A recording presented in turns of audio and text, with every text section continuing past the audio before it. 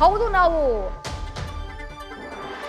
ಕಾಂಗ್ರೆಸ್ನ ಬಗ್ಗೆ, ಕರ್ನಾಟಕದ ಬಗ್ಗೆ ಕೂಡ ನಾವು ಚರ್ಚೆಯನ್ನ ಮಾಡಿದ್ವಿ. ಬಟ್ ಅಂತಿಮ ತೀರ್ಮಾನಕ್ಕೆ ಬರೋದಕ್ಕೆ ಸಾಧ್ಯ ಆಗಿಲ್ಲ, ಇನ್ನೂ ಕೂಡ ಮಾತುಕತೆ ಮಾಡ್ತೀವಿ ಅನ್ನುವಂಥ ಮಾತನ್ನ ಹೇಳಿದ್ರು. ಅದಾದ ನಂತರ ಕಾಂಗ್ರೆಸ್ ನಾಯಕರಿಂದ ಅಂತಹ ಮೀಟಿಂಗ್ ಆಗಲಿಲ್ಲ, ಕರ್ನಾಟಕಕ್ಕೆ ಸಂಬಂಧಪಟ್ಟ ಹಾಗೆ ಫೈನಲ್ ಡಿಸಿಷನ್ ಆಗಿರಲಿಲ್ಲ.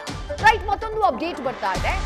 ಈ ಮಾತುಕತೆಯ ಸಂದರ್ಭದಲ್ಲಿ ಕ್ವಿಕ್ ಕಾನ್ವರ್ಸೇಷನ್ ಏನಾಯಿತು, ಆ ಟೈಮ್ನಲ್ಲಿ ಮುಂದಿನ ತಿಂಗಳ ಸಾಧನಾ ಸಮಾವೇಶದ ಬಗ್ಗೆ ರಾಹುಲ್ ಗಾಂಧಿ ಮಾಹಿತಿಯನ್ನ ಪಡ್ಕೊಂಡಿದ್ದಾರಂತೆ ಉಭಯ ನಾಯಕರ ಬಳಿಯಿಂದ.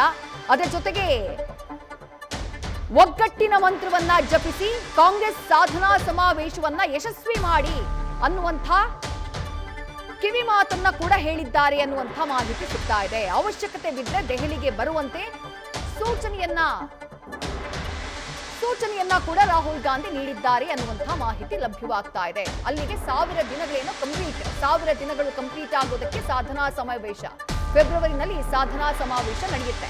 ಆ ಸಾಧನಾ ಸಮಾವೇಶದಲ್ಲಿ ಒಗ್ಗಟ್ಟಾಗಿರಬೇಕು, ಜೊತೆಯಾಗಿ ನೀವಿಬ್ರು ಹೋಗಬೇಕು ಅನ್ನುವಂತಹ ಸೂಚನೆ ಇವತ್ತು ರಾಹುಲ್ ಗಾಂಧಿಯವರಿಂದ ಉಭಯ ನಾಯಕರಿಗೆ ಸಿಕ್ಕಿದೆ ಅನ್ನುವಂಥ ಮಾಹಿತಿ ಸಿಗ್ತಾ ಇದೆ. ಹಾಗಾದ್ರೆ ಆ ಸಾಧನಾ ಸಮಾವೇಶದ ನಂತರದಲ್ಲಿ ಏನಾದರೂ ಬೆಳವಣಿಗೆಗಳಾಗುತ್ತಾ ಗೊತ್ತಿಲ್ಲ. ಬಟ್ ಇವತ್ತು ನಡೆದಿರುವಂತಹ ಈ ಬೆಳವಣಿಗೆ, ಈ ಕ್ವಿಕ್ ಮೀಟಿಂಗ್ ಹಲವು ಮುಂದೆ ನಡೆಯುವಂತಹ ಬೆಳವಣಿಗೆಗಳಿಗೆ ಮುನ್ಸೂಚನೆ ಅಥವಾ ಸುಳಿವನ್ನ ನೀಡ್ತಾ ಇರುವುದಂತೂ ಸತ್ಯ.